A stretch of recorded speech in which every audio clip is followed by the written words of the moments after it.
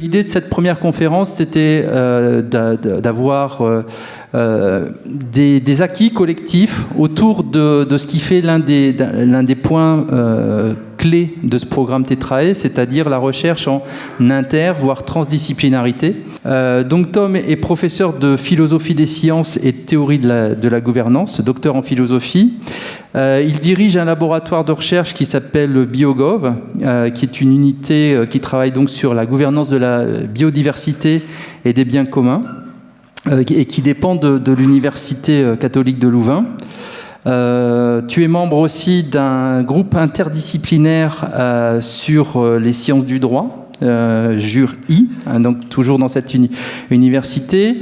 Ces recherches portent plus particulièrement sur la question de la théorie de la transition, sur la gouvernance de la biodiversité et des services écosystémiques, et puis donc déjà des choses qui intéressent le programme TETRAE, mais plus spécifiquement aujourd'hui, la commande qu'on lui a passée, c'est en lien avec son travail sur la méthodologie de la recherche transdisciplinaire.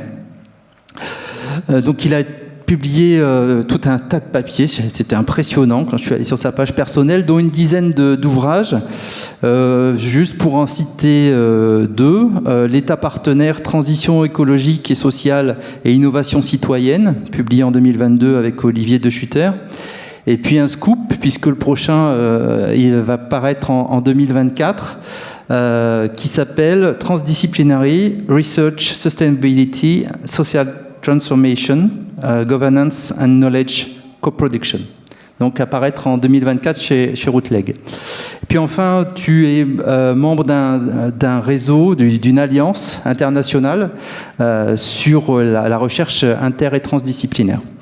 Donc merci d'avoir accepté l'invitation, et puis on te laisse la parole pour 45 minutes.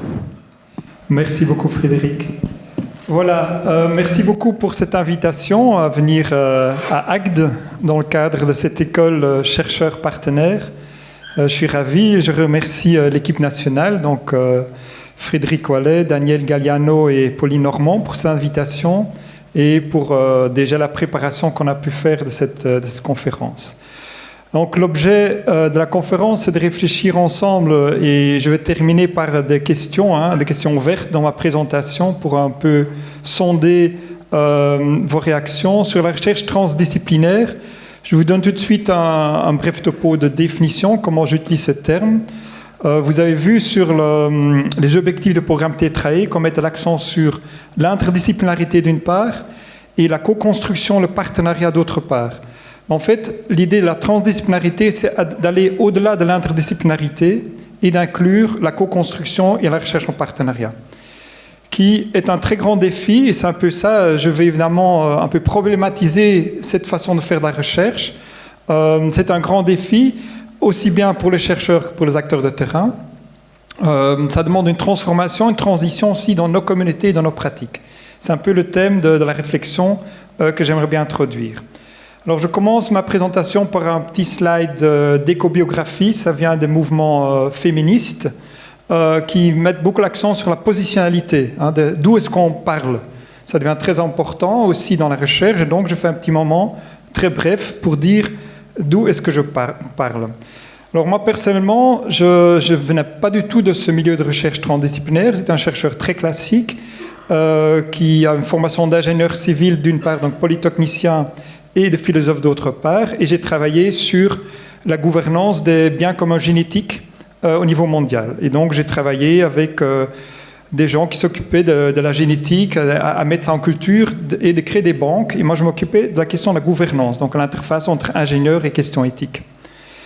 Et en fait, progressivement, à un certain moment, on m'a demandé, le gouvernement de la région Wallonne m'a demandé d'écrire un rapport sur la recherche pour le développement durable. Et quand j'ai commencé à lire pour écrire ce rapport, ça a été un eye-opener. Je me suis un peu tombé dans ma chaise de chercheur. Je me dis, en fait, c'est quoi l'impact de ce que je suis en train de faire? C'est quoi la transformation sociale que mes recherches vont produire?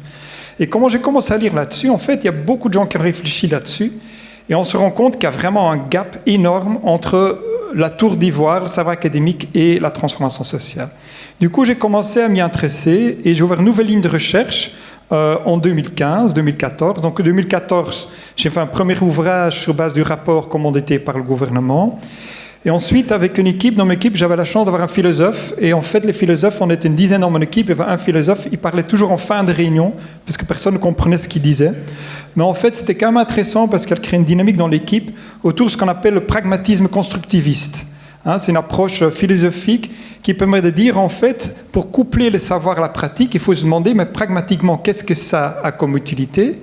Mais ce n'est pas juste l'application utile, il faut co-construire les valeurs et l'utilité en question. Et donc on parle de pragmatisme constructiviste. Je vais revenir sur ces papiers vers la fin de la présentation. Alors qu'est-ce que je vais aborder aujourd'hui ? Le premier point me semble important. En fait, les recherches transdisciplinaires ne sont pas nécessaires pour toutes sortes de problèmes sociétaux. Il y a une situation spécifique pour laquelle une valeur ajoutée est plus grande. Donc je vais dire un petit mot là-dessus. Ensuite, je vais parler des composantes principales de l'organisation de la recherche transdisciplinaire, du problème d'action collective, on doit faire collectivement quelque chose, comment est-ce qu'on peut consolider ces recherches, et puis les questions ouvertes que j'aimerais bien ouvrir pour l'école d'été et l'école chercheurs partenaires. Sur les citations nouvelles, je pense que malheureusement, je peux être très bref, c'est maintenant des données qui sont très bien connues, donc j'ai deux points finalement que vous connaissez, mais pour réillustrer quel est ce contexte qui finalement va nous induire vers les recherches transdisciplinaires. Ce premier slide date déjà de sur base de données de 2008, où on voit une croissance exponentielle de l'ensemble de courbes. Et en fait, une des courbes, c'est la croissance exponentielle du taux de CO2 dans l'atmosphère. Mais les autres courbes, c'est l'utilisation des voitures, c'est l'utilisation des ressources naturelles, c'est la croissance du PIB, etc. Et donc, déjà à cette époque-là, on voit l'exponentiel. En plus, à cette époque-là, il y avait encore une croyance dans le découplage. On se disait, on pourra faire une forme de croissance économique en utilisant moins de ressources par unité de production. On s'est rendu compte d'une part que si découplage il y avait dans une région, c'était relatif, c'était pas absolu. Donc on délocalisait ce qui était très intense en ressources vers ailleurs. Mais surtout maintenant, depuis les années 2000, on a constaté, avec les technologies de l'information, même les régions en découplage relatif, comme certaines régions en France et en Europe, ils ne sont plus en découplage relatif. Même au niveau relatif, on n'a plus le compte. Avec l'informatique, on est de nouveau en utilisant plus intensif de ressources par unité de croissance. Donc, ces courbes ne sont pas améliorées. Malgré tout, il y a quand même un message positif, c'est le deuxième slide qui me semble très important, et c'est là qu'on va entrer dans la transdisciplinarité. Pour certaines thématiques, il ne fallait rien faire de très nouveau. Il fallait juste une régulation étatique bien réfléchie et démocratique, et on allait de l'avant. Donc ici, c'est l'exemple de la biodiversité. C'est le cas des grands rapaces qui avaient disparu dans certaines régions. Et depuis les années 90, il y a une législation efficace qui s'est mise en place, qui n'est pas parfaite, mais qui a vraiment permis de faire des progrès très visibles. Et donc pour certains problèmes identifiés, spécifiques, qu'on peut réguler, contrôler facilement, les méthodes classiques sont appropriées. Et donc là, on a un cycle très classique, recherche disciplinaire, consultation d'experts multidisciplinaires, débat démocratique, décision et puis implémentation. Il y a d'autres problèmes. Ça, c'est une photo de la mer d'Aral, que moi j'aime bien parce que ça illustre quand même la complexité de ce qu'on doit résoudre. Cette mer est une mer complète qui a été asséchée pour irriguer les champs de coton en Ouzbékistan, en Kazakhstan, champs de coton qui servent à avoir des matières premières à bas coût pour l'Europe, pour nos usines textiles, et à l'international ensuite également. Et donc, on voit clairement que ce n'est pas des problèmes simples, c'est des problèmes globalisés, ça concerne comment est-ce qu'on s'habille ici, quel textile on utilise, quel impact ça a sur la disparition d'un écosystème de façon dramatique. En plus, des impacts de santé. Tous ces champs de coton, on sait très bien que le coton est une culture avec énormément de pesticides. Ils sont déposés en sédiments dans la mer d'Aral. Avec les vents, tous ces produits chimiques sont dans les territoires autour. Et donc on voit des cas de leucémie, des cancers très clairement augmentés dans ces régions-là. Donc on a un mélange qui convient bien au programme TETRAE entre environnement, alimentation, agriculture et santé. Alors j'ai mis des caractéristiques et c'est quand même important parce qu'on va y revenir dans la discussion. C'était très difficile de se dire, mais c'est quoi maintenant le type de problème qui nécessite une recherche transdisciplinaire, c'est-à-dire interdisciplinaire et en même temps en co-construction. Alors finalement, après de multiples méandres, je suis arrivé à deux caractéristiques qui doivent être présentes en même temps pour avoir une très grande valeur ajoutée. C'est une forte interdépendance entre le social et l'écologique, et et en même temps une très grande hétérogénéité au niveau des valeurs. Parce que si on est tous d'accord au niveau des valeurs, on peut encore imaginer une équipe interdisciplinaire classique qui va avoir une commande de travailler dans telle direction. Par contre, si on a une interdisciplinarité une interdépendance sociale et écologique, ça veut dire que les changements écologiques dépendent du social. Et si dans le social, il y a des valeurs normatives très hétérogènes, mais vous voyez bien qu'on ne peut pas commencer à la recherche. On ne peut même pas commencer parce qu'on ne sait même pas pour quel objectif, vers quelle direction on va orienter la recherche. Donc si les deux sont réunis, on a quelque chose de particulièrement complexe. Alors ces deux sont réunis dans beaucoup de situations. Donc ici, et ça on va en discuter, donc Christophe m'a déjà fait un petit clin d'œil pendant le déjeuner, la notion de territoire ou dans un autre contexte, la notion de gouvernance multi-acteurs, multi-stakeholder governance, est un de ces contextes où on voit ces mélanges. Mais ce n'est pas le seul, hein, il y en a d'autres. Donc l'idée, c'est un peu c'est une première idée. Une deuxième idée aussi, c'est que même pour des questions, des situations comme la mer d'Aral, on pourrait avoir une recherche disciplinaire utile. Hein, on pourrait se dire, maintenant, moi je m'intéressais à cette leucémie dans tel village-là, et m'intéresser qui sont très spécifiques par rapport au type de pesticide qui a été utilisé. Là, je n'ai pas besoin de transdisciplinarité. Donc il y a deux éléments. Il y a deux éléments qui se combinent, mais aussi le regard. Quel regard je porte, quelles questions je veux porter avec mon équipe. Donc ça, c'est deux éléments qui, si elles sont réunies, ça vaut la peine d'investir dans ce type de recherche et elle sera de meilleure qualité, produira de meilleurs résultats scientifiques qu'une autre recherche non transdisciplinaire. Alors, juste un tout petit mot sur une nouvelle orientation normative, ce n'est pas du tout l'objet de la présentation, mais dans l'aspect social, il y a évidemment la question de limites planétaires, mais de plus en plus aujourd'hui à la question de la transition juste. Ça va venir sur l'agenda, donc je voulais quand même le mettre. Donc la justice environnementale va devenir clé dans les années à venir, dans 3 dimensions. Un aspect évidemment de distribution, qui va bénéficier des nouvelles solutions proposées, comment est-ce qu'on distribue ces bénéfices, qui va en pâtir. Mais aussi dans les dimensions de processus, est-ce qu'on va pouvoir impliquer tout le monde, juste pour qu'on sent que le processus de décision qui a mené vers la solution est juste. Et la reconnaissance. Comment reconnaître que les groupes sociaux qui n'ont pas voix au chapitre pour définir nos orientations normatives peuvent participer, être reconnus dans leur spécificité, dans leur regard. Voilà, cette question serait importante. Et donc, si on parle de co-construction sur les plans normatifs, c'est intéressant d'avoir en tête que c'est un peu plus complexe que les limites planétaires. Il y a les questions de justice et la question de l'implication des citoyens, parce qu'il y a une demande d'une population d'être partie prenante des transitions. Donc ça, c'est juste un petit slide sur le côté. Alors,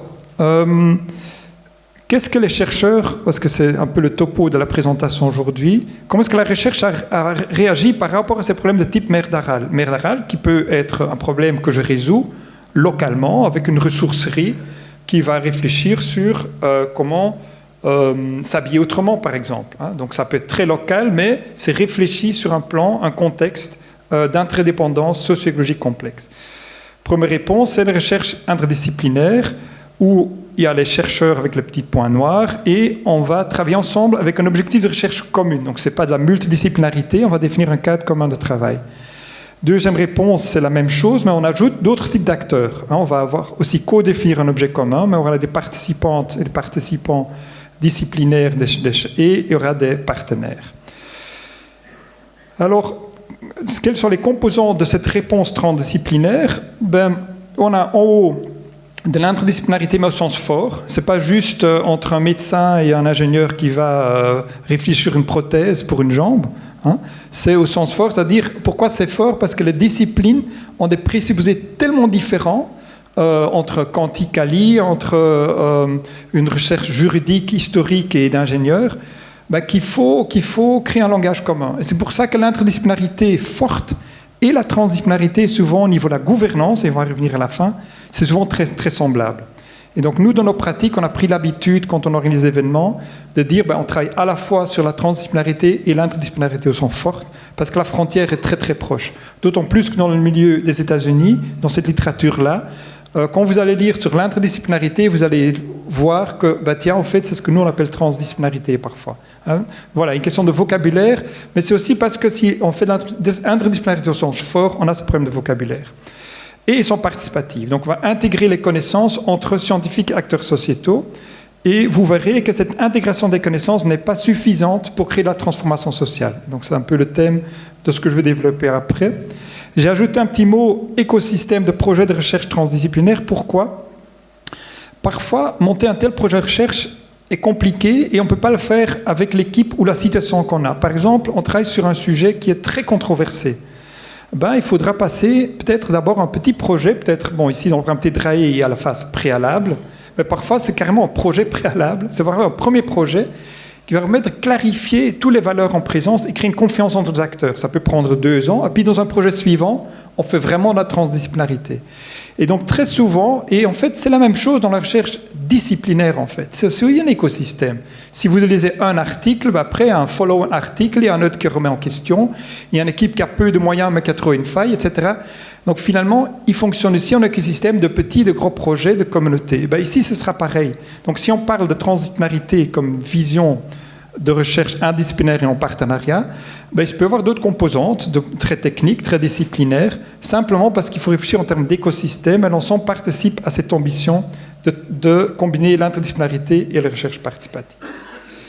Alors, intégrer les types de connaissances, donc ça c'est un objectif qui joue un rôle important, mais j'aimerais bien introduire 2 autres composantes qui vont jouer un rôle sur réaliser une transformation sociale. Le premier élément, et j'ai déjà un peu fait allusion, c'est qu'il faut faire une action collective pour co-construire les connaissances. Pourquoi ? C'est que si vous êtes vraiment de la transdisciplinarité, vous allez être en présence d'acteurs avec des intérêts extrêmement différents.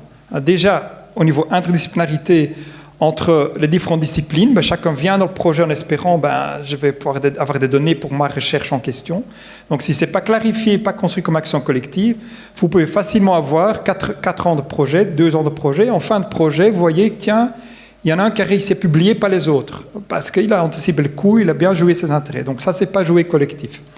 De même, entre chercheurs et acteurs sociétaux, partenaires, il y a aussi un enjeu de réflexivité au départ du projet.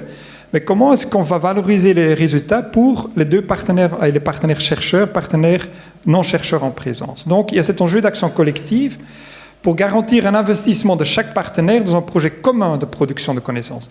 Bien sûr, il peut y avoir toujours des intérêts personnels. Par exemple, un certain acteur peut venir pour faire de l'advocacy ou pour augmenter son poids politique dans une négociation. C'est très bien, de même qu'un chercheur se dit « je vais avoir une bonne publication », ça ne pose aucun problème. L'enjeu, c'est de partir de ces intérêts tout à fait légitimes, mais en plus de construire un projet véritablement commun, où on fait des concessions, on donne du temps pour le collectif, et ça serait un objet de ce que j'aimerais bien réfléchir avec vous. Deuxième point, très difficile dans le milieu de la recherche, je ne sais pas, peut-être un peu moins de l'INRAE, mais en tout cas à l'université, c'est extrêmement touchy, les valeurs sociétales. Donc ici, on prône clairement que la recherche scientifique n'est pas neutre. De même que j'ai fait référence au courant écoféministe au départ, on s'inscrit vraiment dans une autre épistémologie. Mais neutre, ne pas neutre, ne veut pas dire qu'on ne peut pas avoir d'objectivité. Et ça, on va revenir aussi. Comment objectiver ce qu'on fait, tout en étant dans des choix de valeurs.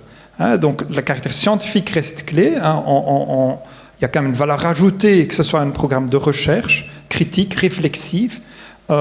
Mais on va quand même dire que c'est non neutre et des valeurs. Donc il faudra quelque part prévoir un apprentissage sur ces valeurs sociétales qui sont en fait les valeurs qui vont orienter les dynamiques de ces systèmes sociaux écologiques couplés.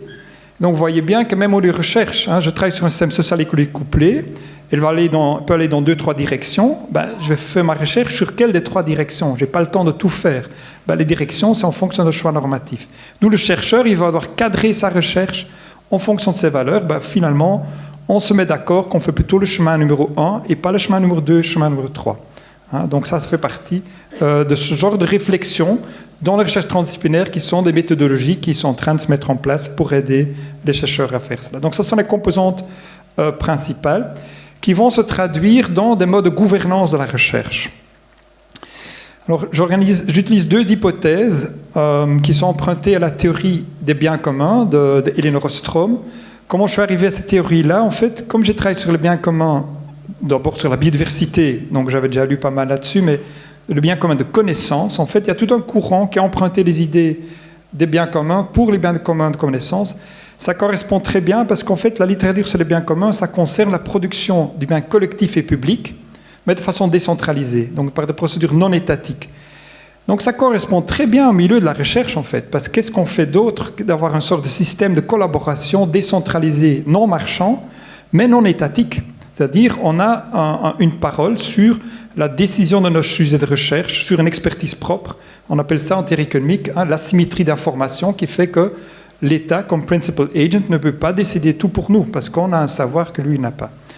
Première hypothèse, il y a 2 hypothèses dans la théorie d'Ostrom. La première qui est bien connue, c'est l'action collective en forme de cogestion. Il faudrait prévoir des formes de cogestion.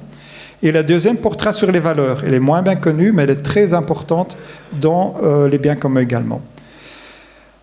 Ici, j'invite à une forme de réflexivité. Si on dit, Elinor Ostrom a clairement dit, si on parle de cogestion dans un bien commun, c'est gradué. Ça dépend des équipes, ça dépend de ce qu'on veut atteindre. Ça dépend, par exemple, du degré de collaboration préalable qu'on a eu, degré de confiance existant, ou de ce qu'il y a encore à construire. Un premier exemple, il me semble que la cohésion est très présente dans le programme TETRAE, entre les acteurs de terrain et les chercheurs scientifiques, de nouveau à des degrés multiples. C'est une façon, par exemple, quand on dirige une thèse, on peut voir comme promoteur un chercheur et un acteur sociétal. Donc ça, c'est vraiment intéressant. C'est une formule, par exemple, aussi au Canada, dans le programme University Community Research Partnership, donc le partenariat communauté-université, ils ont systématiquement aussi appliqué ce principe. Il y a une autre formule, c'est la co-recherche. Donc là, carrément, on va former l'acteur de terrain pour aller collectionner des données avec les chercheurs. Ça peut être très intéressant, par exemple, en situation de travail avec des populations en difficulté, qui sont marginalisées, qui sont en situation de fragilité sociétale.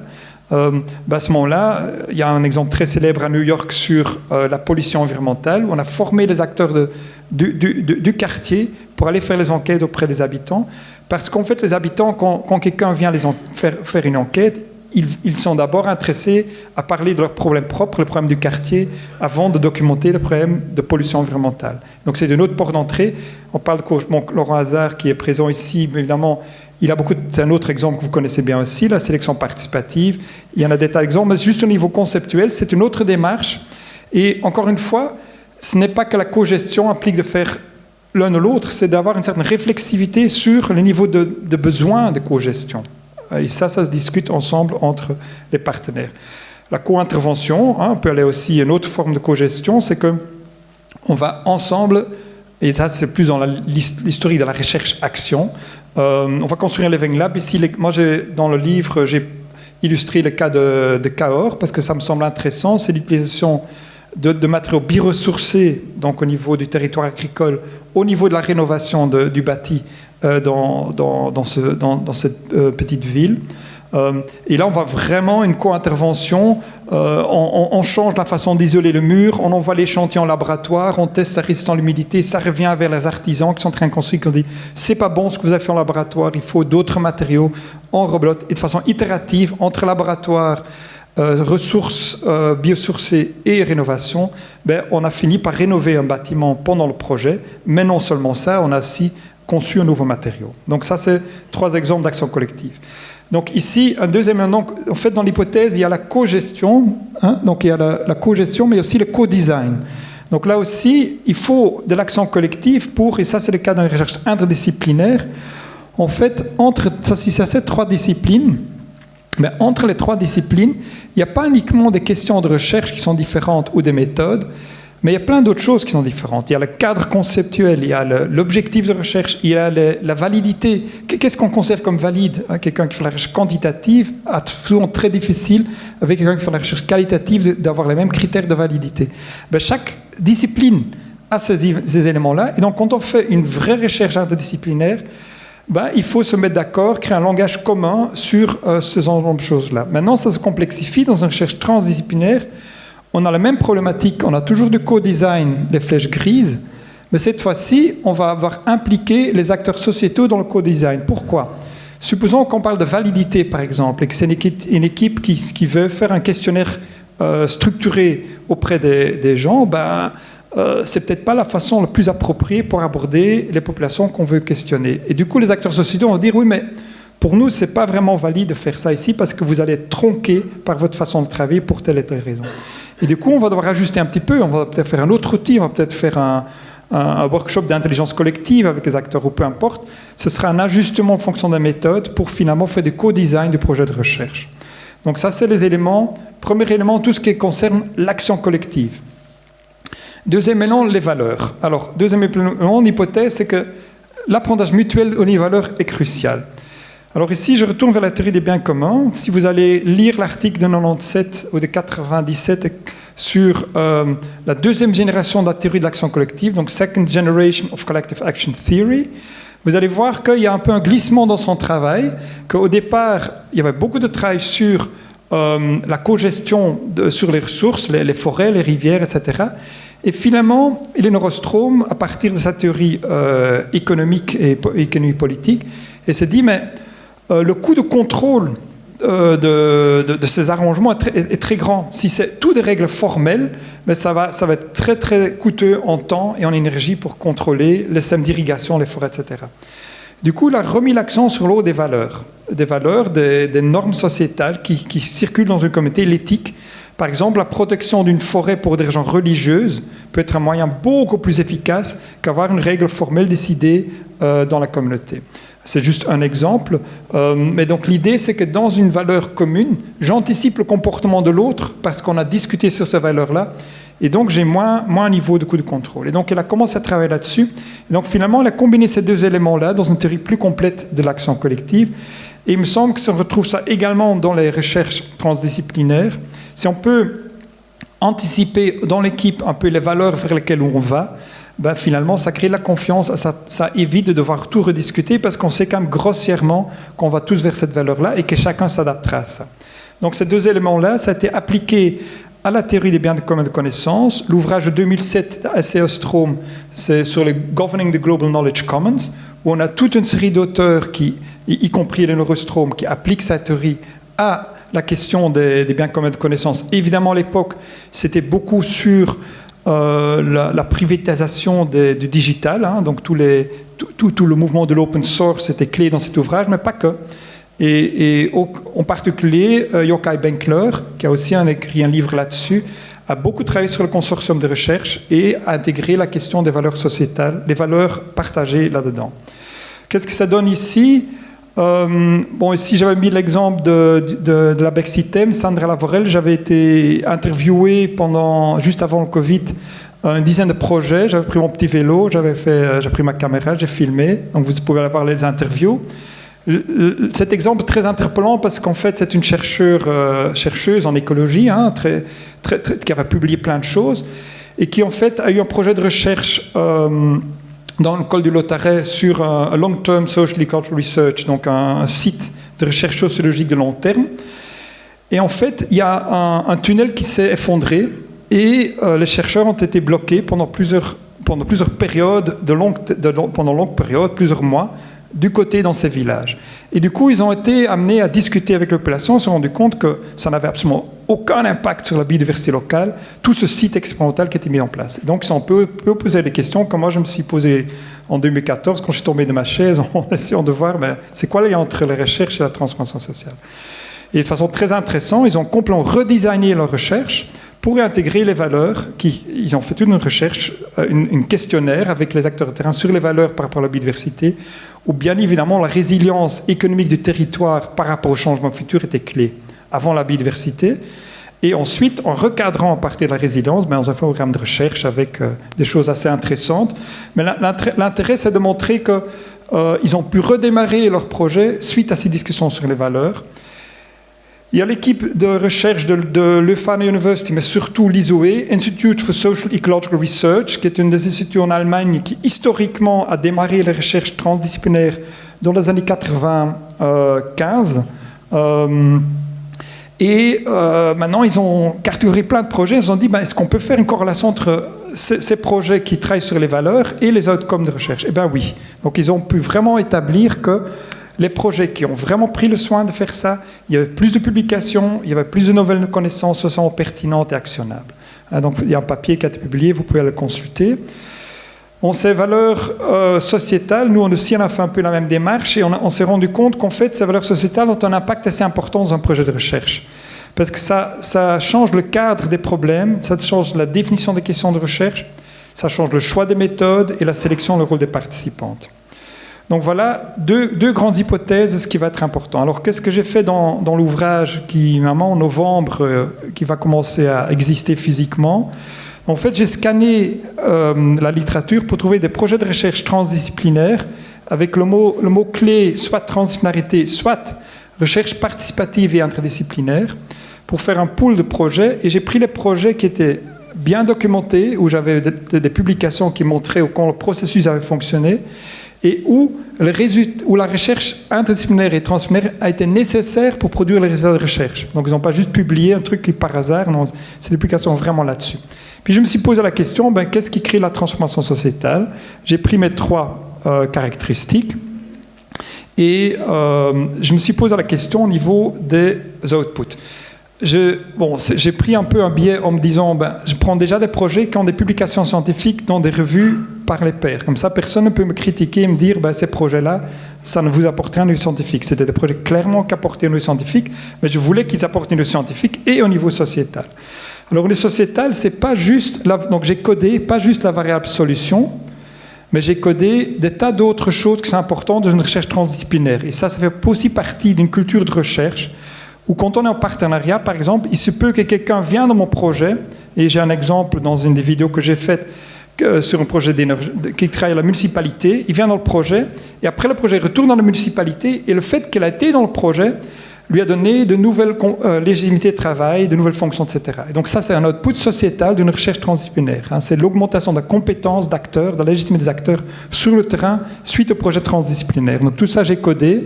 Il y a des outputs tangibles qu'on peut voir, les composants acteurs, nouvelles techniques, des plans d'action communes, des recommandations politiques, des plans d'action politiques. Donc j'ai codé tout ça et je me suis posé la question comment les deux se lient. Donc j'avais d'abord 18 articles qui ont fait de la transdisciplinarité au sens d'une collecte d'informations contextuelles avec les acteurs sociétaux, publié des articles de revue, et je me suis posé la question, est-ce qu'il y a au moins un outil? Dans ces 18-là, il n'y a aucun outil vraiment produit des transformations sociétales. Et ensuite, j'ai eu un deuxième cluster de 25 cas, et donc ces 25 cas, j'ai toujours eu, en plus que la collecte d'informations, le travail sur les valeurs et une forme de co-gestion. Et donc j'ai vraiment retrouvé que juste collectionner des informations en commun, ce n'est pas ça qui va créer la transformation. Ça va donner des bonnes publications scientifiques, mais ça ne va pas produire des outputs tangibles que je peux tracer, qui sont utiles pour la transformation sociétale. Voilà, je vais partager les slides. Donc là, vous avez la liste des projets. Donc vous allez voir les slides, je ne vais pas passer en revue ceci. Alors, maintenant qu'on a un peu fait ce panorama, comment est-ce qu'on peut consolider ce type de recherche qui maintenant commence vraiment à se diffuser, à exister dans les différents univers? Et en plus, il y a de plus en plus de réseaux qui se créent. Ici, quelques exemples. Donc, les réseaux Alice en France. En Suisse, de toute façon, ça c'est le plus ancien, c'est le réseau, vous pouvez aller le voir sur leur site, c'est assez intéressant. Et puis, il y a l'Alliance internationale qui vient d'être créée. Il y a une conférence l'année prochaine, en novembre 2024, où je vous invite à présenter un papier. Moi, j'ai déjà été à ces conférences, elles sont vraiment de très grande qualité, et c'est vraiment là que ça se passe aujourd'hui, au niveau méthodologique. Contrairement à des conférences similaires qui sont plus à orientation, je dirais, changement énergétique, technologique, etc. Là, c'est une conférence où on apporte vraiment l'ensemble des aspects. Je pense que le call for paper, ce sera vers janvier-février, donc vous pouvez déjà présenter vos méthodologies. Et dans l'Alliance internationale, je vous invite à aller voir l'onglet ressources, où vous allez trouver un Toolkit Inventory, où plusieurs réseaux, d'autres réseaux, présentent leurs outils de recherche transdisciplinaire, qui en fait sont souvent des outils d'intelligence collective. L'Université de Zurich en a fait, il y en a d'autres, etc. Et pourquoi pas que Tetrae, parce que c'est ouvert à tout le monde, puisse nourrir ce site avec son propre toolkit, je pense tout à fait indiqué. Alors, je vais juste, pour la consolidation, travailler sur un livre qui est paru en 2022 par Bianca Vieni Battista et ses collègues de l'Université de Zurich, où elle a cartographié, pas les projets, mais les actions institutionnelles. Donc les universités, écoles qui ont fait des actions pour faire monter en puissance ce type de recherche. Qu'est-ce qu'on retrouve? Il y a une petite roue que j'ai traduit en français, qui a des aspects culturel, cognitif, stratégique et organisationnel. Donc c'est pas juste organisationnel, c'est pas juste des nouveaux financements. Bien sûr, c'est clé. Il y a un sous-financement de ce type de recherche, mais c'est plus large que ça. Alors, au niveau organisationnel, ce qu'on veut, c'est des structures de financement et juridiques véritablement transformatrices, donc vraiment orientées autour des points assez difficiles que je viens d'énoncer, la cogestion, les valeurs, etc. Mais ça se fait à travers d'abord un changement culturel. On doit comprendre les discours qui nous poussent vers la disciplinarisation, qui sont aussi liés aux discours qui poussent les administrations publiques à travailler en silo, qui poussent à dire que la transversalité c'est trop cher, etc. Donc c'est un discours qu'il faut déconstruire. Il y a aussi, une fois qu'on a déconstruit ce discours, qu'on veut aller quelque part, ce qui est important, ce qu'ils ont vu, c'est d'avoir une théorie du changement. C'est de faire un programme d'institutionnalisation, mais de dire mais par quel chemin je vais passer pour y arriver. Donc ça, c'est clé aussi. Et puis le troisième, c'est le stratégique, il faut des outils qui fonctionnent. Alors je vais illustrer ça simplement à travers un programme qui est dans mon université, que moi je coordonne, pour institutionnaliser la recherche transdisciplinaire dans mon université, parce que c'est un peu une vision de dire que il ne faut pas juste se remettre en réseau, c'est chaque institution de recherche, chaque grande école, chaque université qui doit en son sein créer un espace pour ça. Alors au niveau culturel, nous on a identifié les contextes qui favorisaient, où un discours existait, l'économie sociale, géographie humaine, l'urbanisme. Il y a des espaces où on pratique la transdisciplinarité et qu'en plus un discours, donc on a essayé de visibiliser ces discours. On a aussi identifié des activités qu'on voulait généraliser. Par exemple, le service learning sont des cours qui travaillent avec des acteurs sociétaux. On va dire, voilà un bon truc, on va essayer d'institutionnaliser ça. Donc, on a travaillé sur le plan culturel.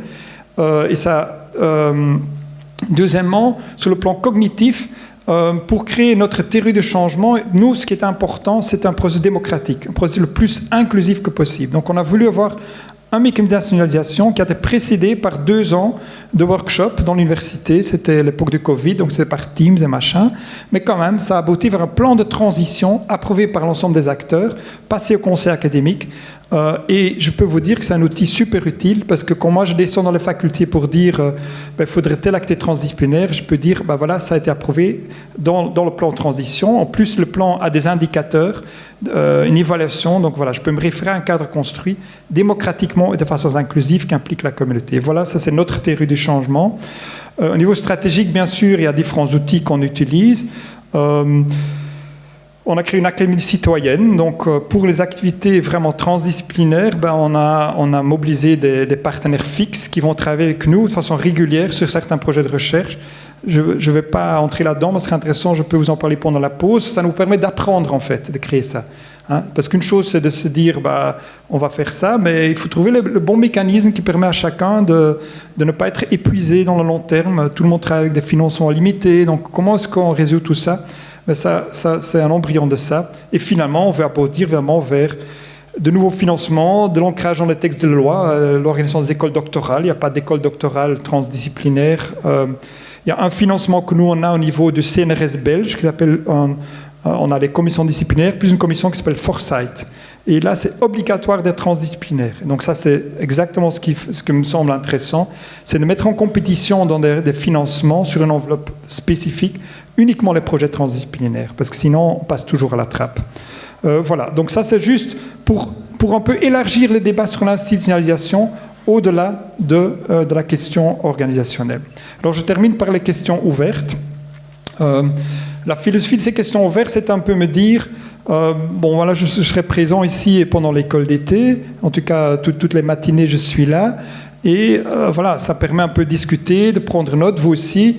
Et alors, on peut essayer de réfléchir. Pour moi, c'est vraiment des questions ouvertes. Donc, j'ai vraiment pas de réponse. J'ai pas eu le temps de creuser ça. Première question, diffusion des résultats de recherche. Vraiment, voilà, je serais intéressant de réfléchir là-dessus.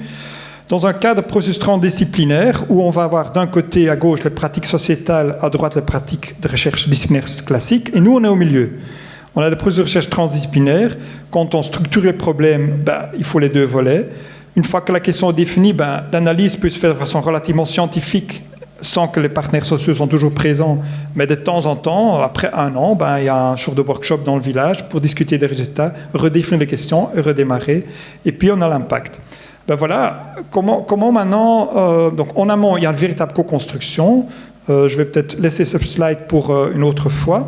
Mais s'il y a en amont cette co-construction, comment faire une publication académique? Comment valoriser ça? Au niveau disciplinaire, j'illustre juste avec 2 exemples. Quand on écrit un papier, on va situer notre question de recherche par rapport à la littérature scientifique. C'est standard, on doit avoir une section là-dessus. On doit aussi, quand on fait nos conclusions, dire voilà comment je relie ça au développement dans la littérature. Le transdisciplinarité, c'est différent parce que ma question de recherche, j'ai des co-construits des acteurs de terrain et du coup, je ne peux plus le justifier par rapport à l'ensemble de la littérature. Parce que la littérature me dira peut-être, ça c'est la question la plus intéressante, mais ce n'est pas ça que peut-être que les acteurs sociaux ont retrouvé une vieille question que pour eux c'est intéressant et qui aura un impact. Et du coup, comment le valoriser? Il faut trouver des façons d'écriture et de collection de données qui permettent de montrer, voilà, ma question de recherche résulte d'un processus de co-construction. Et ça fait partie, et vous pouvez voir, dans, par exemple, l'article de Sandra Lavorel sur le cas du col de Lautaret, vous allez lire l'article, 1/3 de l'article, c'est là-dessus.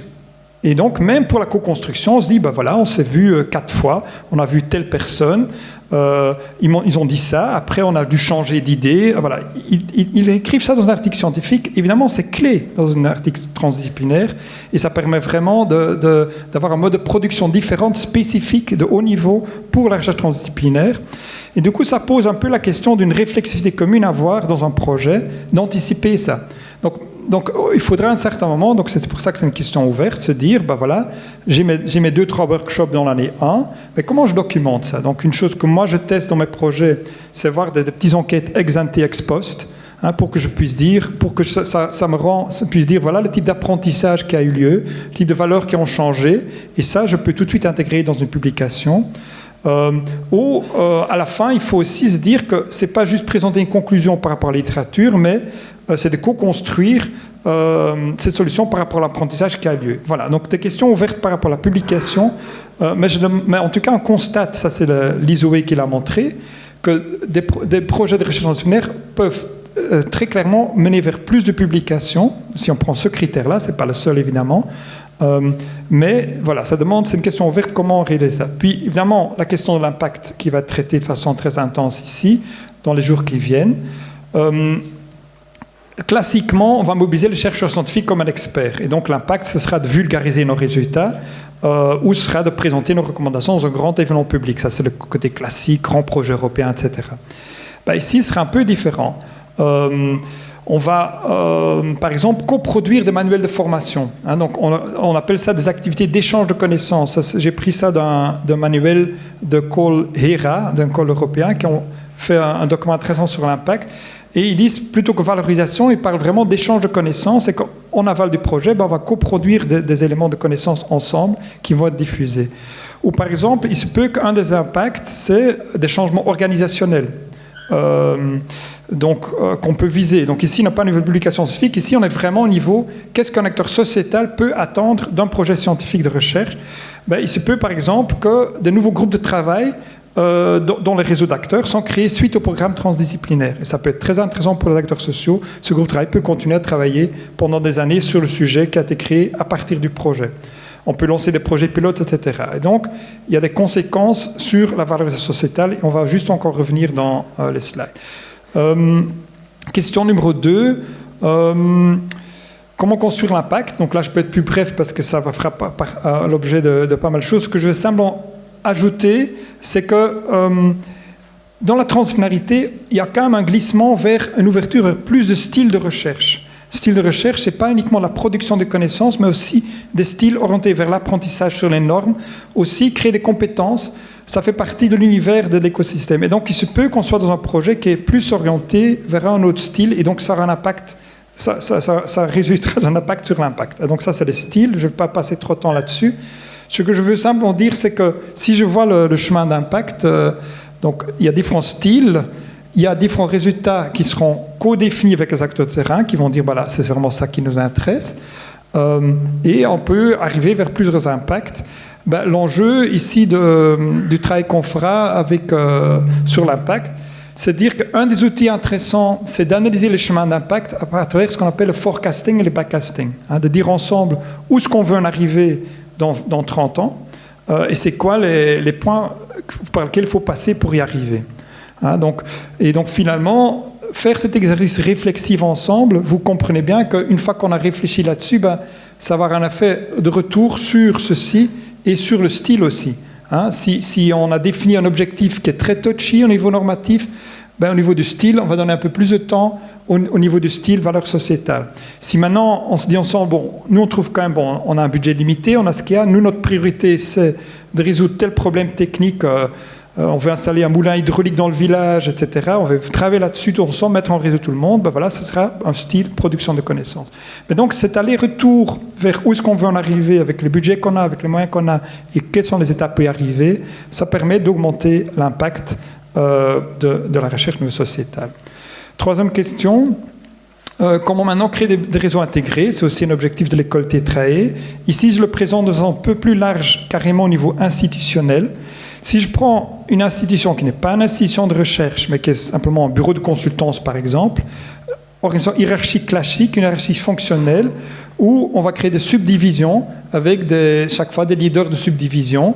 Ça, c'est l'organisation classique, top-down, qui est très appropriée pour certaines problématiques. Maintenant, dans la recherche, ceci n'est pas possible parce qu'en fait, celui qui est en haut n'a pas les compétences pour vraiment se dire c'est quoi le meilleur sujet de recherche. Donc, il y a une asymétrie informationnelle et donc la recherche est organisée typiquement avec, vous voyez, il y a beaucoup moins de bonhommes dans l'échelon intermédiaire. Dans la recherche, on va avoir des structures plus horizontales avec moins d'intermédiaires et avec plus d'autonomie au niveau des centres disciplinaires et interdisciplinaires. Donc ça, c'est un peu le monde dans lequel la recherche évolue classiquement. Dans la transdisciplinarité, c'est un peu plus complexe, parce qu'en fait, ici, vous avez ces unités disciplinaires, ici ajoutent les acteurs sociétaux qui vont faire partie des réseaux, et en plus, chaque chercheur, par exemple celui-ci, il est dans 2 réseaux hybrides qui sont de nature très différente. Et donc parfois, un chercheur, il se travaillerait dans un projet avec la municipalité et les acteurs de son village, dans un autre projet, il travaillera avec la région ou l'État ou même l'Europe. Mais le même chercheur. Et donc, dans sa vie, on ne peut pas dire qu'elle est dans une unité de recherche bien identifiée. Alors, comment faire Comment créer des synergies, collaboration de recherche, comment monter en généralité? Alors, l'idée, c'est que ce n'est pas une réplication du top-down. On peut imaginer des clusters transdisciplinaires qui sont au sein des disciplines. On a le mouvement SST, on a l'économie écologique, donc on voit, ça c'est une façon, les gens vont se regrouper. On peut avoir des regroupements thématiques, ce qui a été proposé ici. Voilà, il y a plusieurs possibilités. Moi, ce qui m'intéressait, c'était le rôle de l'institution. Et c'est clair que l'institution, il est encore moins, la symétrie informationnelle est encore plus grande que classiquement. Donc, ça ne sert à rien de se dire, on va maintenant créer une sorte de grosses unités d'évaluation d'impact de la transdisciplinarité. Ça n'a aucun sens, évidemment, parce que l'objectif de l'impact est co-construit avec l'acteur sociétal. Et donc, ça se passe vraiment ici. Donc, l'horizontalité est encore augmentée. Par contre, on peut imaginer un rôle, et ça c'est dans les théories de management, de sorte de plateformes de capacitation qui vont créer des capacités pour inciter les gens à se mettre en réseau.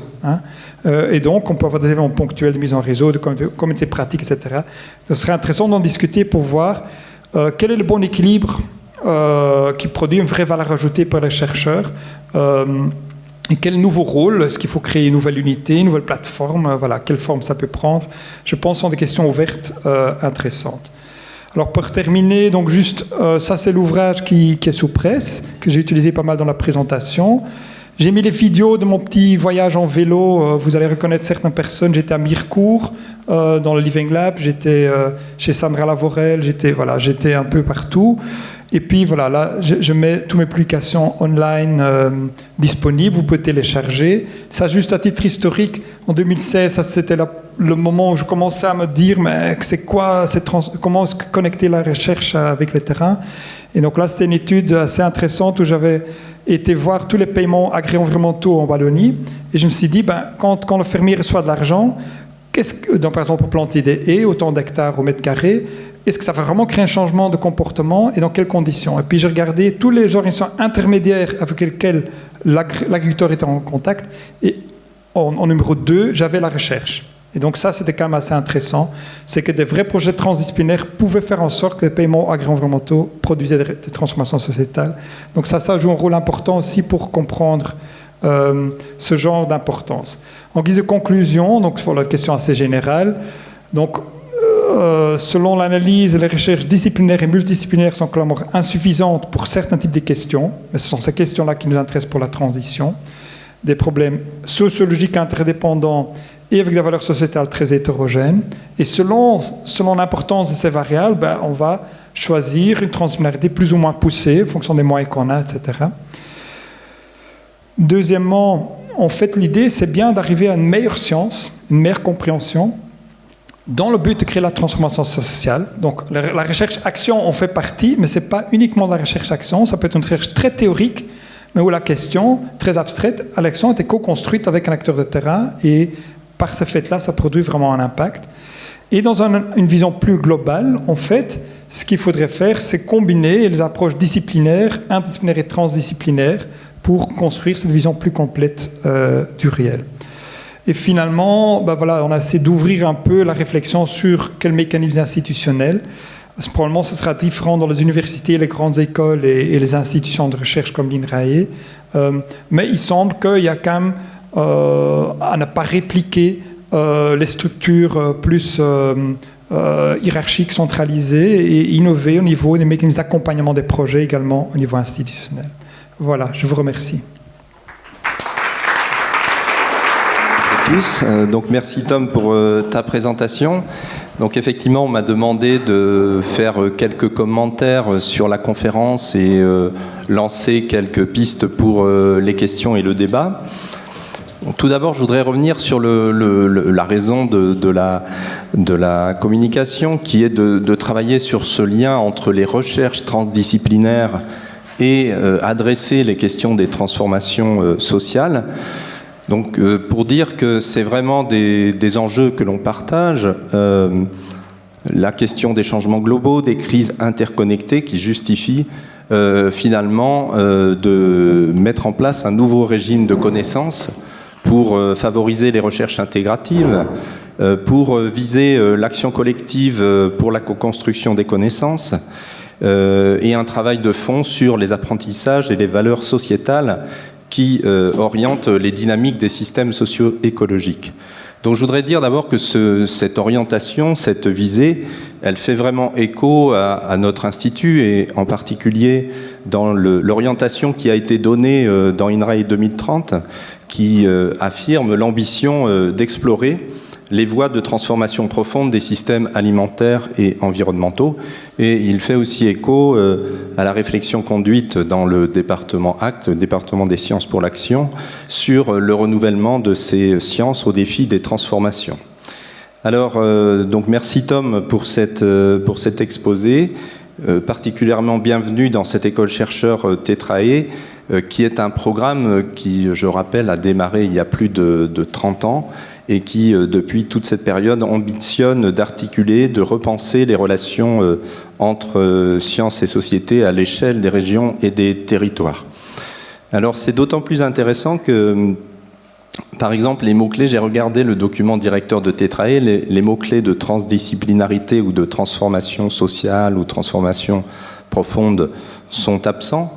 Mais en fait, il y a des mots synonymes.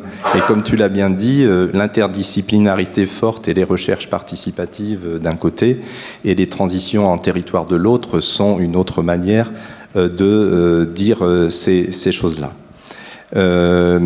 Alors, par rapport à différents éléments de ta présentation, à ce sujet, sur la manière dont tu positionnes Tetrae par rapport à ce régime de recherche, tu proposes 3 types d'actions collectives dans la recherche transversale: la codécision, la co-recherche et la co-intervention. Et donc, voilà, et où tu positionnes Tetrae plutôt dans la codécision. Voilà, donc je voulais savoir si en fait ces 3 déclinaisons de la recherche transversale sont des formes équivalentes et complémentaires, ou est-ce que ce sont des gradients d'intensité en allant vers quelque chose de beaucoup plus intégré avec la co-intervention, etc. Voilà. Donc ça, c'était un premier point, cette question de la codécision. Et les collègues qui ont des projets Tetrae, est-ce que vous vous retrouvez dans cette qualification du type de recherche qui est proposé. Donc on peut avoir une discussion sur ce point. Tu as évoqué aussi les valeurs sociétales pour travailler sur les apprentissages mutuels qu'impliquent ces recherches transdisciplinaires. Donc ça, c'est quelque chose qui me semble un peu plus récent dans nos pratiques de recherche. En tout cas, j'en entends parler, je vois des travaux plus récemment là-dessus. Et tu as donné des exemples, mais voilà, est-ce que il y a des références ou des manières de penser ces dispositifs de recherche pour vraiment adresser cette question des valeurs sociétales? Voilà, est-ce qu'il y a des manières de faire? Tu as donné l'exemple où c'était finalement une catastrophe qui a poussé les chercheurs à se poser cette question et à l'instruire. Voilà, et donc dans des projets plus... voilà, comment éventuellement travailler, instruire cette dimension des recherches transdisciplinaires. Voilà, sur l'institutionnalisation de ces recherches, bon, tu l'as bien dit, en fait, les financements ne suffisent pas.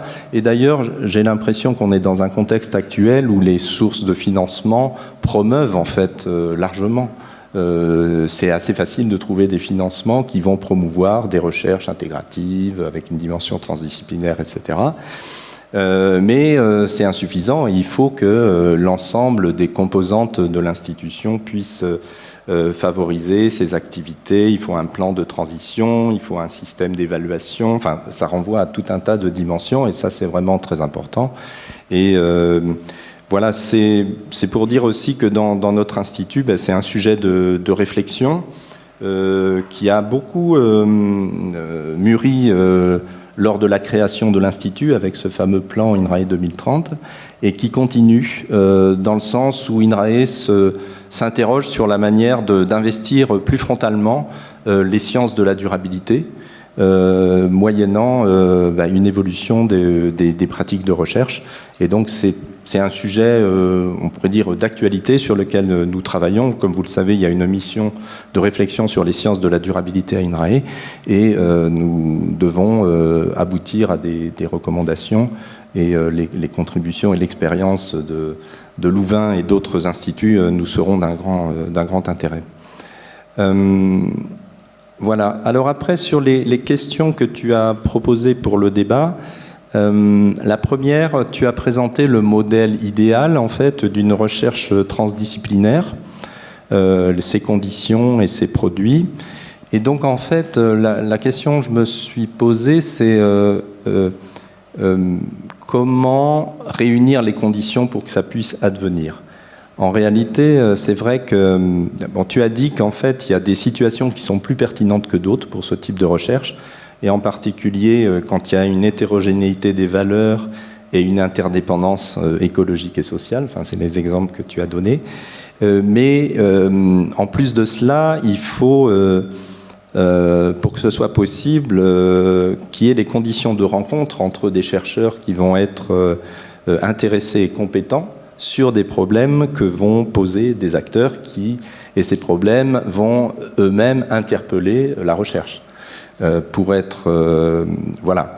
Et donc, bon, de par mon expérience, il faut un certain alignement des planètes, en fait, pour que ce modèle idéal de la recherche advienne. Et donc, c'est plutôt rare.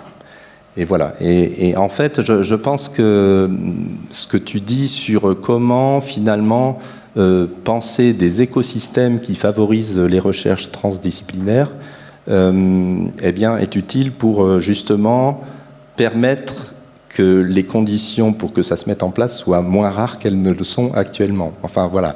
En tout cas, c'est à la fois sur des situations particulières et il faut des conditions et des moyens particuliers pour que ça puisse se faire.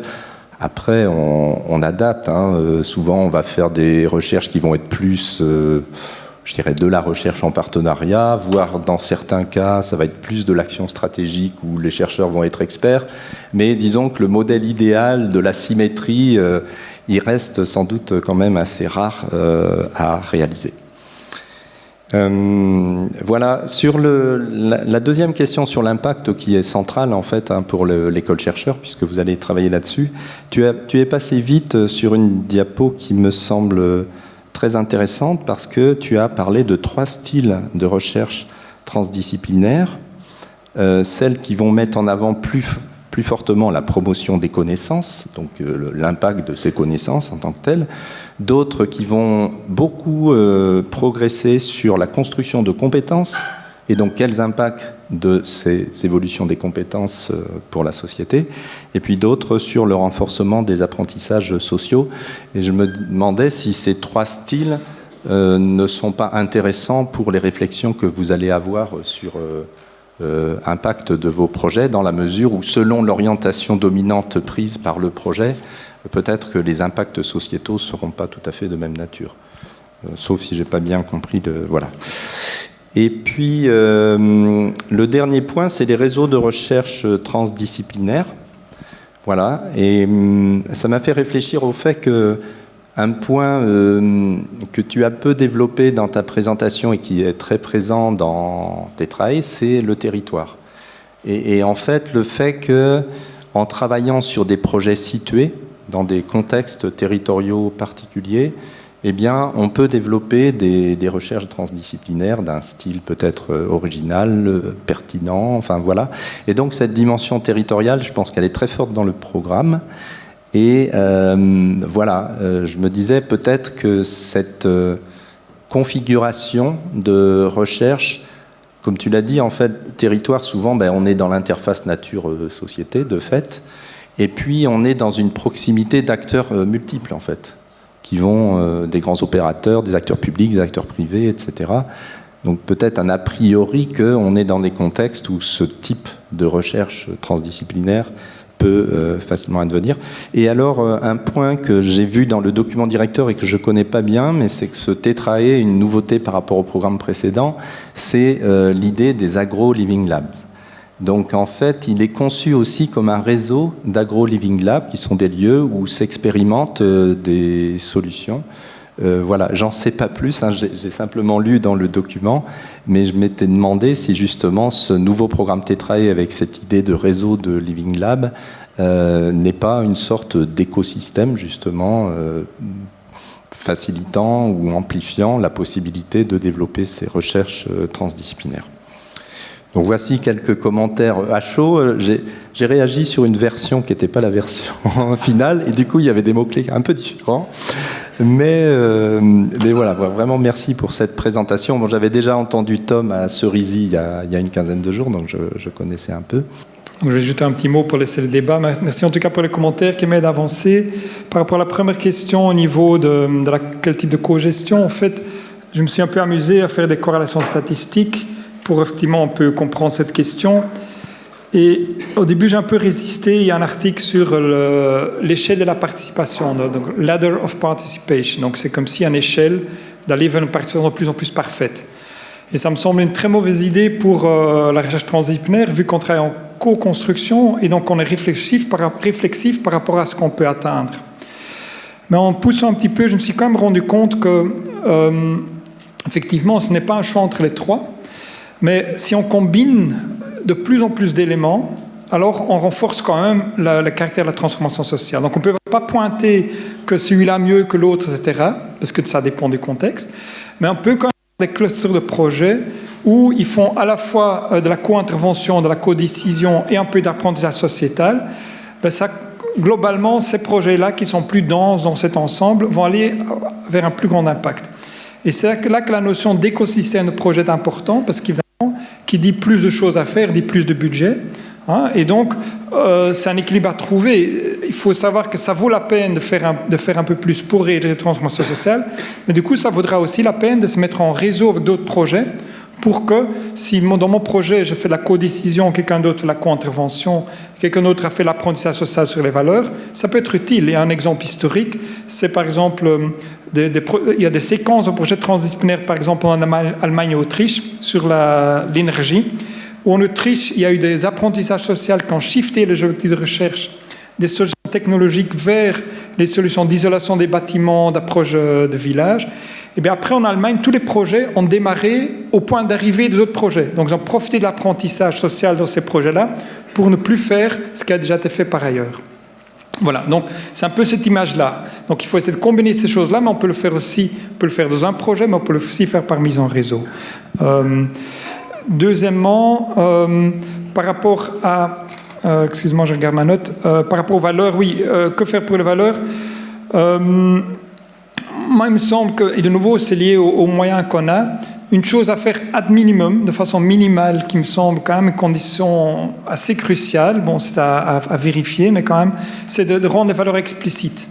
Donc, au moins ça, même dans un tout petit projet, je pense que j'ai l'impression que c'est important. Et je dis ça, j'ai vu tellement de projets où ça n'a pas été fait, donc justement, quand je suis tombé de ma chaise, c'est un peu lié à ça aussi. Par exemple, à Gand, chez nous, il y a un grand projet sur le recyclage. Et après 3 ans et demi de financement, entre vraiment des projets de plusieurs millions d'euros, les industriels et les associations qui faisaient partie se sont rendus compte qu'ils n'avaient pas la même notion de recyclage. Et donc les acteurs sociaux voulaient faire de la réutilisation, d'avoir moins de déchets. Les acteurs industriels voulaient créer une économie où le déchet était une valeur économique pour vendre sur le marché. Eh bien, les acteurs sociaux ont quitté le projet. Il n'y avait pas eu de conclusion de ce projet. Donc voilà, c'est quand même, y compris une vue scientifique, je pense que c'est une valeur minimale importante. C'est de rendre explicites les valeurs. Donc si on a peu de temps et si on doit choisir, je pense que c'est intéressant d'avoir au moins une après-midi. On se dit, ben voilà, on fait un peu d'intelligence collective, chacun dit quelles sont ses valeurs, où est-ce qu'on veut aller. Ne fût-ce que se comprendre. Dans le projet recyclage, ils auraient pu simplement ajouter des actes de recherche, rééquilibrer. Ça ne veut pas dire qu'on doit tous être d'accord, mais justement prendre compte permet d'augmenter la qualité. Par rapport à l'institution, l'approche que nous on prend un petit peu, c'est de créer le plus de portes d'entrée que possible, de se dire que chacun, n'importe où il est dans sa trajectoire, peut avoir l'opportunité d'en faire un petit peu. Quand je suis étudiant, avoir l'opportunité d'avoir un cours où je travaille un peu une fois avec un acteur social. Quand je suis chercheur en doctorat, avoir un seed funding de 1 000 € pour ajouter une enquête de terrain à mon doctorat qui peut être purement technique, etc. Donc à tous les niveaux, créer des portes d'entrée. Une étape plus loin, dans ces portes d'entrée, on peut imaginer plusieurs types de clusterisation. Ici, on fait une clusterisation thématique. Dans une institution, on peut aussi avoir un cluster méthodologique. On peut avoir des démarches plus ouvertes pour des gens qui sont dans aucun cluster, avoir un événement annuel où les atomes, un étudiant en droit qui a fait la recherche transdisciplinaire, qui est sous-seul, il y a un événement pour lui aussi, qui n'est pas dans un cluster, mais voilà. Donc multiplier ces portes d'entrée, il me semble que c'est une démarche intéressante. Par rapport à... oui, ça, merci en tout cas pour l'histoire de l'interpellation entre chercheurs par rapport au questionnement. Je pense que tu l'as très bien formulé. Je pense que c'est vraiment une chose très subtile qui distingue les recherches transdisciplinaires des recherches disciplinaires et multidisciplinaires. C'est cette alchimie qu'il faut essayer d'avoir où cette magie arrive, on va vraiment bosser ensemble, quoi. Et je fais une fois là, et dans un autre projet, je le fais de nouveau, avec d'autres acteurs, etc. Ça, il n'y a pas cette facilité dans le comité disciplinaire où on grandit, etc. Alors, ce que nous, on a fait, c'est donc j'ai dit, par rapport à la théorie des changements, il y en a plusieurs. Donc, une, c'est l'inclusion démocratique, c'est une qu'on a mis en pratique. Une avec laquelle moi, j'expérimente beaucoup, qui est liée à ça, c'est que j'accompagne beaucoup de mes activités d'un événement annuel de co-construction ouverte. Donc, par exemple, moi, j'ai une activité où je crée des mémoires transdisciplinaires avec des collègues. Une fois par an, j'ai un après-midi très ouvert, animé par des professionnels d'intelligence collective, où le seul objectif, c'est dire qu'est-ce qu'on a envie de faire ensemble. Et ça aboutit vers une liste de questions. Et ça reste dans la communauté. Je ne vais pas tout de suite l'implémenter, mais l'année d'après, quand j'ai un étudiant qui vient vers moi et me dit ça m'intéresse, je peux aller voir les résultats. Et je dis tiens, sachez que dans la communauté, telle personne a envie de faire ça. Ils ont fait ça aussi à l'université de Berlin de façon plus construite, avec un gros financement, où ils ont ce genre d'atelier ouvert. Donc il y a plusieurs personnes qui commencent à expérimenter avec ça. Je pense que c'est une autre théorie du changement intéressante. C'est de nouveau pas la seule, il y a encore d'autres, mais voilà, c'en a une avec laquelle moi j'essaye de travailler pour le moment. Et j'ai fini alors par la question sur la notion de territoire. Bien sûr, C'est clair que pendant tout un moment d'écriture de l'ouvrage, j'avais pensé commencer par le territoire, en tout cas par cette notion-là de gouvernance régionale, territorialisée, multi-stakeholder, et dire voilà, ça c'est la raison pour laquelle on fait la transdisciplinarité. Donc c'est pour dire que c'est vraiment important, c'est vraiment au cœur d'une demande sociétale qui est à l'origine des recherches transdisciplinaires. Mais en avançant, je me suis rendu compte que il y a d'autres demandes sociétales dans lesquelles la recherche transdisciplinaire est intéressante aussi. Il y a tout le réseau, justement, un Living Lab, ça peut avoir un peu une origine différente, le réseau SST, Sciences, Technologies, Société, etc. Donc je pense probablement il y a plusieurs grandes... en tout cas, sur le territoire, en Suisse, tout ce qui concerne les écosystèmes de montagne en Suisse en 95, donc, ou même remonter aux années 80. Donc si vous allez, moi j'ai commencé à lire des ouvrages, des colloques pour trouver les premiers papiers, c'était là-dessus. C'était des programmes de l'UNESCO et ça, et souvent, et je vais terminer par là, c'est vraiment une anecdote, donc il faut que j'arrête. Souvent, c'était des gens qui étaient dans la coopération de développement, qui avaient cette expertise, un savoir où il fallait faire la co-construction, qui revenaient en Suisse, qui se trouvaient dans ce territoire de montagne et qui commençaient à développer ces méthodes. Mais bon, c'est anecdotique. Mais en tout cas, la notion de territoire est clé. C'est une communauté avec une demande sociétale forte, où les deux critères de l'interdépendance socio-écologique est tout à fait clé. On ne peut pas avoir une trajectoire uniquement sociale, uniquement écologique. L'un va influencer l'autre. En présence d'une hétérogénéité d'acteurs, ces deux critères sont vraiment présents là. Ça implique aussi que sur le territoire, on peut avoir des questions disciplinaires ou transdisciplinaires. Donc, si on va s'occuper de transition alimentaire qui implique un nombre d'acteurs, on est en plein dans la transdisciplinarité. Donc, il y a quand même les deux. Il y a son territoire, plus les lunettes qu'on veut mettre ensemble pour aborder le problème. Voilà. Bon, c'est un peu rapide, mais merci beaucoup, Christophe. Bonjour à tous, je suis Nicolas Bilot, je suis docteur en sciences forestières, ça ne fait pas de moi un chercheur. Aujourd'hui, je travaille avec Des Hommes et des Arbres, qui est un des partenaires du projet Perceval, et on parlait de porte d'entrée, et je pense qu'il y a une autre porte d'entrée dont on n'a pas forcément parlé. C'est la quantité de doctorants que vous formez par rapport à la quantité de places de chercheurs qu'il y a. Ça lâche plein de doctorants dans la nature, plein de docteurs, de jeunes docteurs dans la nature. Et nous, quand on est docteur et qu'on est chez les acteurs, on a envie de partager avec les copains chercheurs. Et je pense que ça constitue aussi une porte d'entrée, parce que souvent, on voit qu'il y a dans la communauté des acteurs que moi je rassemble en Grand Est autour des services écosystémiques, il y a quasiment dans chaque boîte, il y a un docteur. Et ça crée de l'envie de chercher avec vous. Bonjour, merci de me donner la parole.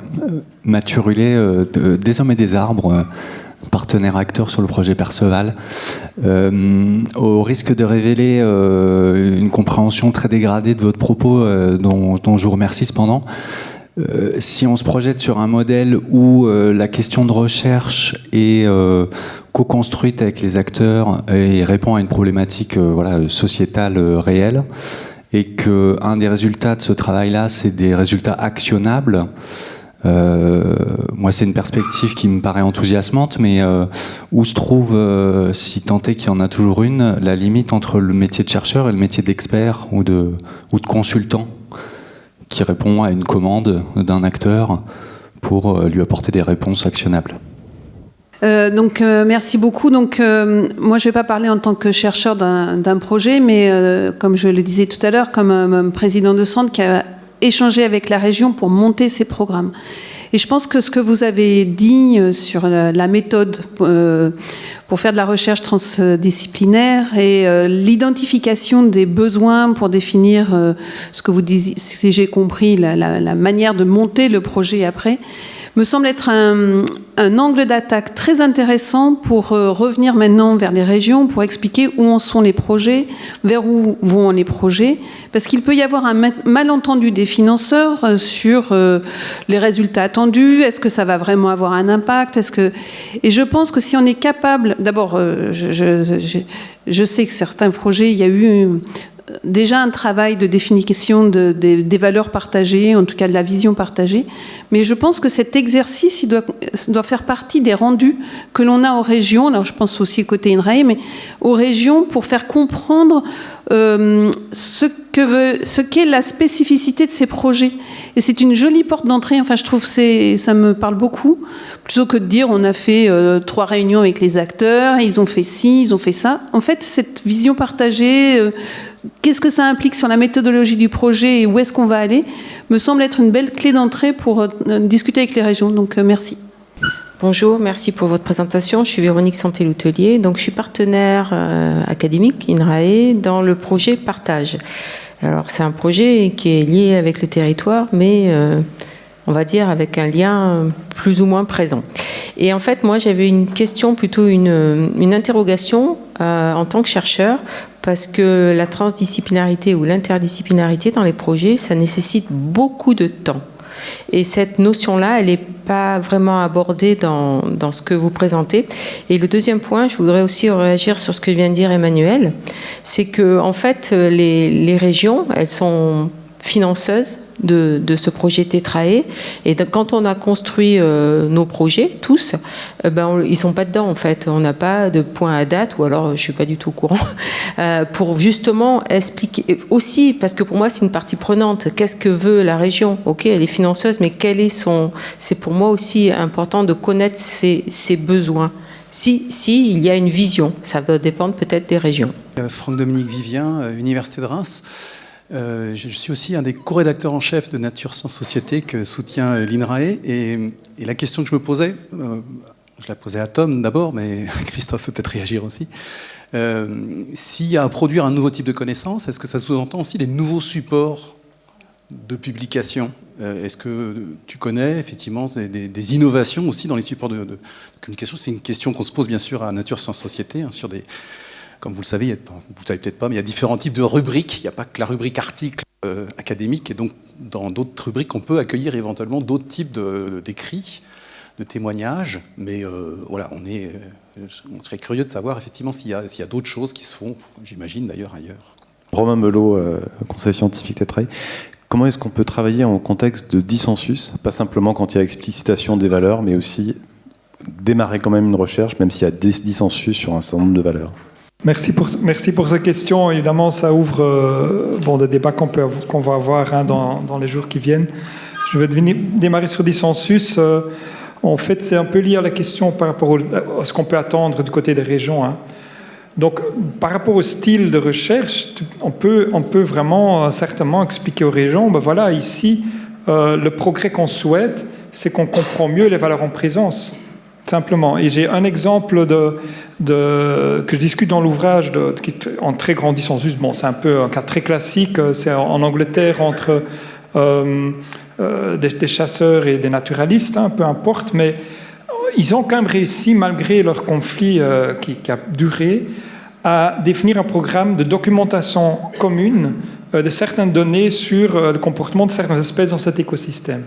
Et rien que le fait d'avoir fait ça a permis ensuite de créer un groupe de travail et finalement, après 10-15 années, on parlait de temps long, les choses se débloquent.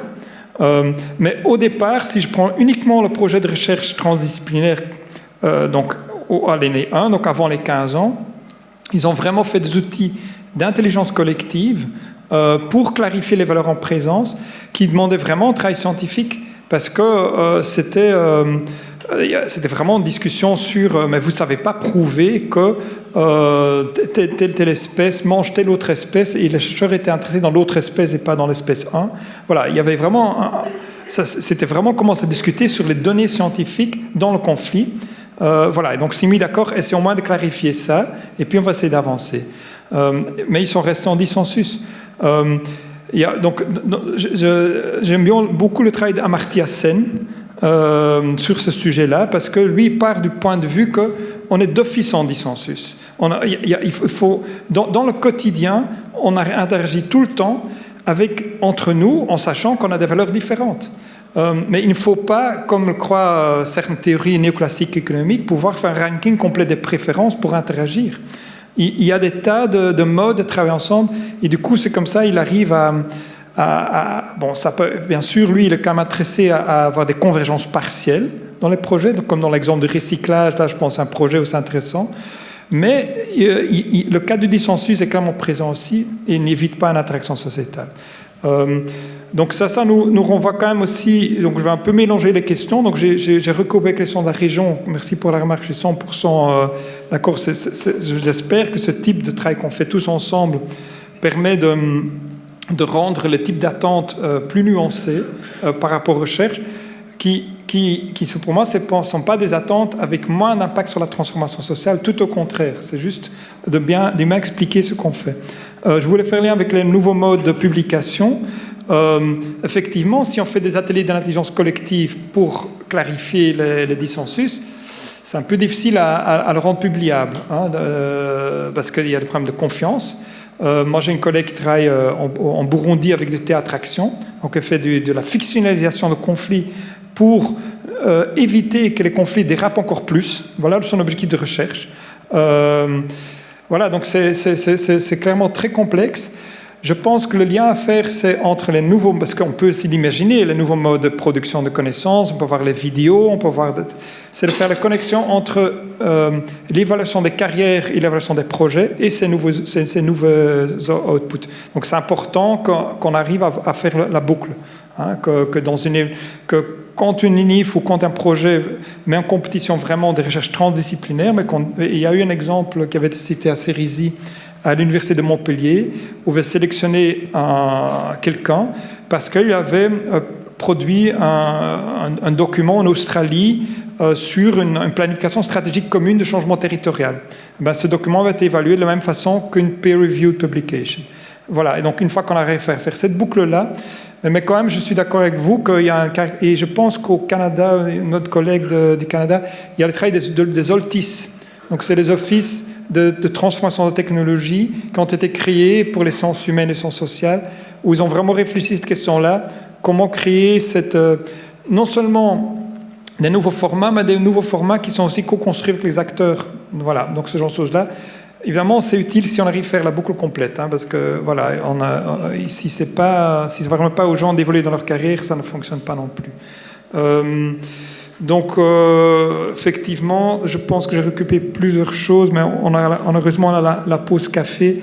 Quand même, une remarque importante sur laquelle je vais terminer, sur le métier de chercheur, le métier de consultant. Hein. Et en fait, ça recoupe un peu la première question, j'ai de la chance. Mais ça nous mène un peu trop loin. Mais je vais quand même en toucher un petit mot. Il y a des gradations au niveau de la recherche transdisciplinaire qu'on peut appeler plus théorique et plus pratique. C'est-à-dire que ici, dans ce programme-ci, on est dans un niveau plus théorique. Hein, on va vraiment co-construire des questions. Même si c'est co-construit, on fait quand même des choses relativement théoriques. Mais on va émerger des gens qui ont des profils plus de consultants d'intelligence collective, qui finalement, sur certains territoires, vont aussi créer des convergences entre les valeurs, qui vont aussi mobiliser des connaissances.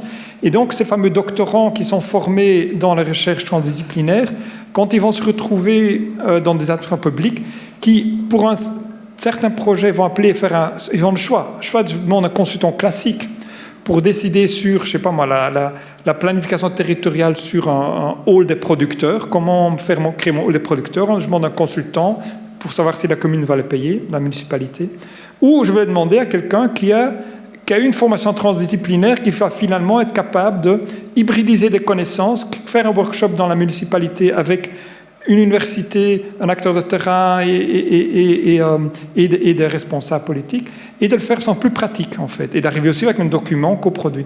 Et donc, c'est comme si ces gens que nous, on forme à travers des institutions de recherche plus théoriques, ils vont se retrouver dans la société et pouvoir exercer ces métiers-là également.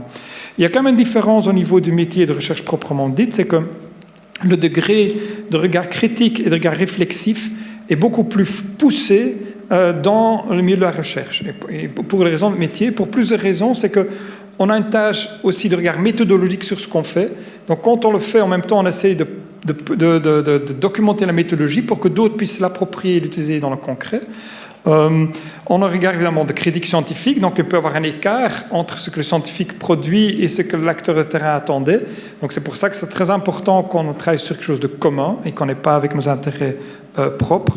Et finalement, la réflexivité par rapport aux valeurs sera plus poussée aussi, de sorte qu'on a des sortes Moi, je qualifie ça parfois de projets plus pilotes, d'investissement fort sur des projets pilotes vraiment transdisciplinaires très poussés, qui peuvent ensuite avoir des répercussions au niveau d'autres types d'actions sociétales. Voilà, donc rapidement. Je ne sais pas, Christophe, tu veux répondre ? Alors, juste un petit complément. Je voulais répondre sur à la fois le contexte de dissensus et puis les postures du chercheur quand il est dans le lien entre la recherche et l'action. Le point commun que je vois, c'est qu'en fait, à chaque fois qu'on démarre des recherches de ce type, on va un peu périmétrer l'action et l'ambition qu'on va se donner. Et c'est vrai que dans des situations très conflictuelles, on va souvent démarrer sur des modes un peu plus peut-être classiques, documenter le sujet et avoir des relations relativement, je dirais, d'échange d'informations, avec l'hypothèse que la situation évoluant, que la confiance se construisant, on pourra ensuite engager peut-être quelque chose de plus interactif et transformatif. Et je dirais la même chose pour la question des postures du chercheur, c'est-à-dire quand on travaille dans ces situations, en général on est dans des projets, dans des dispositifs où on va un peu justement préciser les rôles en fait qu'on va prendre. Et on prend plusieurs rôles effectivement. Il y a le rôle de l'observation, de la collecte classique, mais il y a aussi deux rôles que les chercheurs vont souvent adopter, et c'est pas contradictoire, c'est le rôle d'expert, parce qu'ils ont déjà documenté le sujet, ils peuvent aussi apporter des éléments d'information d'une autre région, d'un autre projet vers la situation. Et puis un troisième rôle très important, c'est le rôle de médiation, où là, le chercheur, compte tenu de son statut, il peut avoir un rôle assez particulier qui est de travailler sur la production collective de connaissances, c'est-à-dire être très, très vigilant sur finalement les différentes formes de connaissances qui circulent et aider à ce que la diversité soit prise en compte et que les asymétries aussi de rapport entre les acteurs soient considérées. Donc soit c'est le chercheur qui le fait lui-même, soit il peut faire appel aussi à des prestations ou voilà. Et puis simplement sur les revues, dans mon département on est très concerné par cela, et en fait il y a on avait réfléchi à des revues très spécialisées, par exemple les revues sur la recherche-action. Il n'y en a pas beaucoup, il y a quelques revues anglophones. On a un peu publié là-dedans, mais dans le fond, c'est pas très très lu, très reconnu, et en particulier, c'est dominé par d'autres disciplines que les nôtres, les sciences de l'éducation, la didactique, etc. Et en fait, je pense qu'aujourd'hui, on publie sur à la fois les dispositifs, les méthodes mobilisées, la réflexivité sur les postures, les effets, etc. Mais on va les positionner dans des revues interdisciplinaires. Alors, Nature, Sciences, Société, c'est un exemple, mais dans les revues anglophones, dans le champ large des sciences de l'environnement, on trouve assez facilement, finalement, des supports pour pouvoir valoriser ces travaux transdisciplinaires. Très bien. Bon, on va s'arrêter là parce que l'après-midi va être dense. Merci beaucoup à tous les deux.